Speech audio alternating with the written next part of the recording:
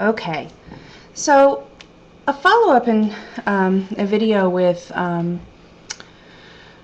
near-death experience was elaborating a little bit further on the intention or purpose for incarnation. There's a lot of myths out there in my mind about why we even come here, why we incarnate as a human being, and what our hope is when we do so. I've heard so many different perspectives on this. My feeling is there is no right or wrong.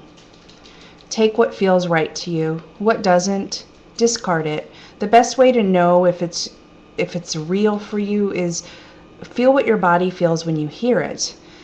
Our body is the best pendulum you could ever have.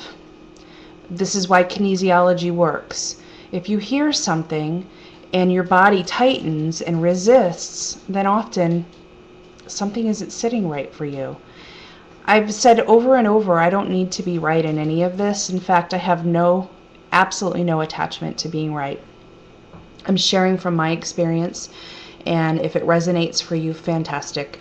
If it doesn't, you've had a few good minutes on YouTube, maybe not. So the reason for incarnation is not to learn. There are so many who believe that Earth is a classroom, that we're here to learn something, that we're here to remove some karma maybe set by our ancestors, that we're here to evolve as a soul. Well, sorry to say, that was not what I was shown. We are infinite beings of wisdom. There is nothing that we need to learn. We actually choose to leave that infinite wisdom and that energy of oneness or God to come here for experience. So I like to draw this because I think the visual drawing is a lot more tangible to grasp onto than words. So let me pull my whiteboard up and see if I can maneuver all this so that you can see it and it makes sense and you still hear me.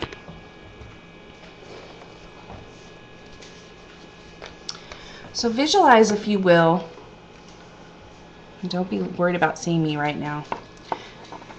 Visualize, if you will, that this whiteboard has no borders or edges, that this white of this whiteboard goes on infinitely.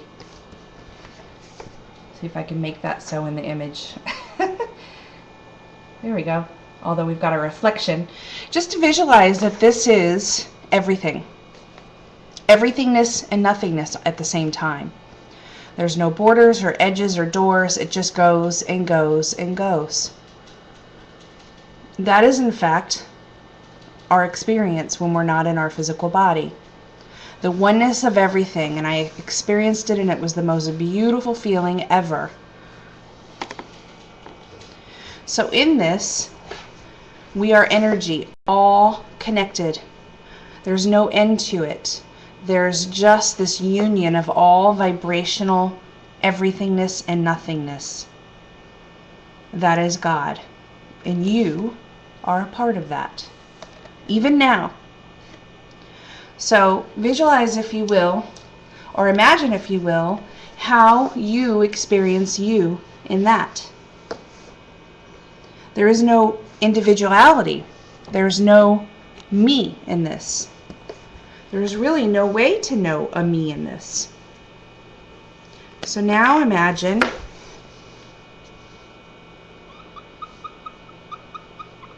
it's hard to draw when you're not looking at the whiteboard. Now imagine a dot on this everythingness. Now I can say I'm bigger than that. I'm smarter than that. I smell better than that.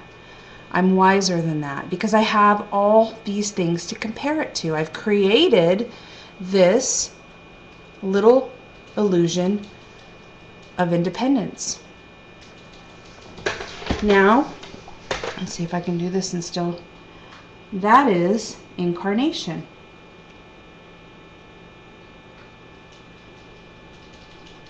I like to draw the heart here because it really is connecting to the heart center. So imagine, if you will,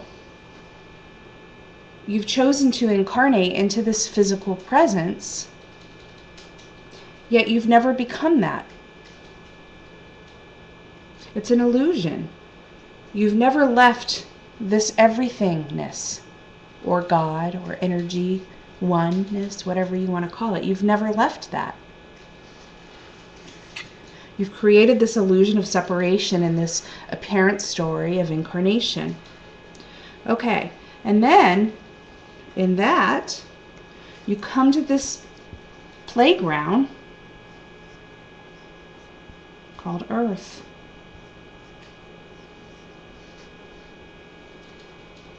Yet you never really even do that. That's even an illusion, because you are always and always will be this.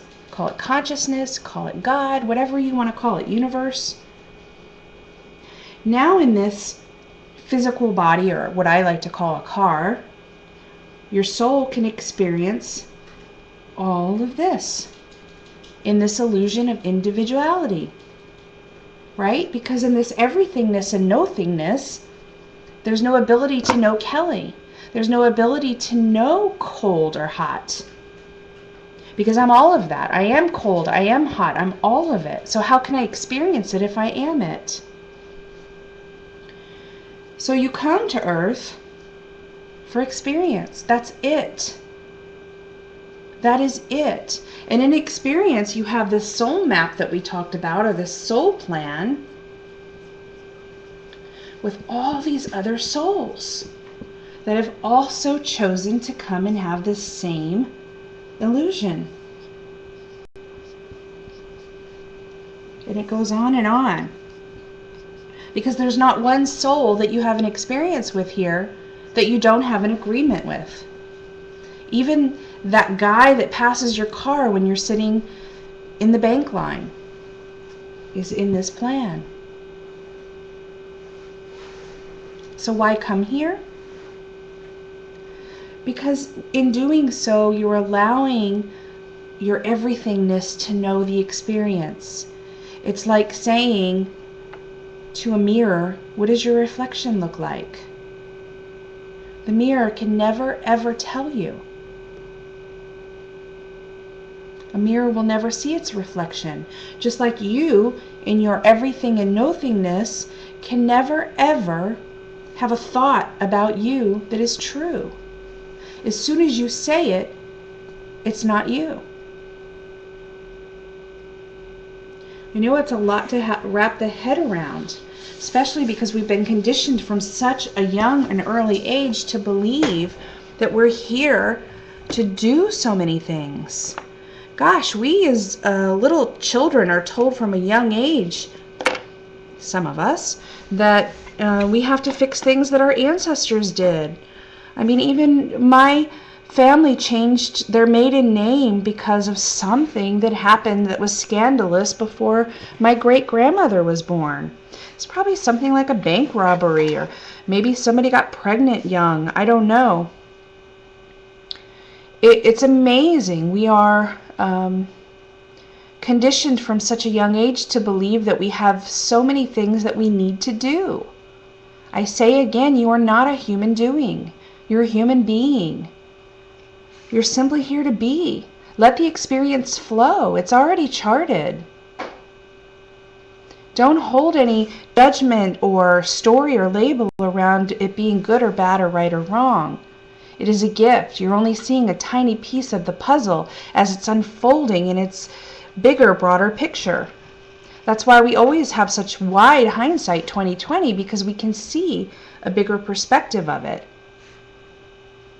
Consciousness and awareness is that. It's about having perspective. It's about allowing the self to see a wider view of things. I don't know what the lighting's doing. Maybe I've got too much energy going on around here. Sorry about that. But just know, one conscious choice I've made is to not just flow with the stream of what everyone else says, because to me there is no one else out there. I've mentioned a few times that I'm breaking boundaries by saying this, and they go against other spiritual teachings, and the reality is I really don't care. There is no other teaching out there. That's just another story. I don't need to be right in this. It doesn't serve any purpose for me to be right or wrong. I hope that helps. And that kind of wraps up at least all the commitments I made in the near-death experience videos of follow-ups. I will continue to do these. Again, I'm happy to answer questions, or if there's something I've touched that you'd like me to elaborate on, just message me.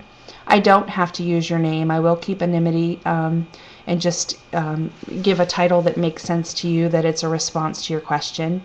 If there's an area I haven't touched on that you would like my perspective or view on, I'm happy to do that as well. So with that, I leave you, and I wish you an amazing day or night, whatever it is for you when you're watching this. And I thank you. Thanks for watching. Till next time.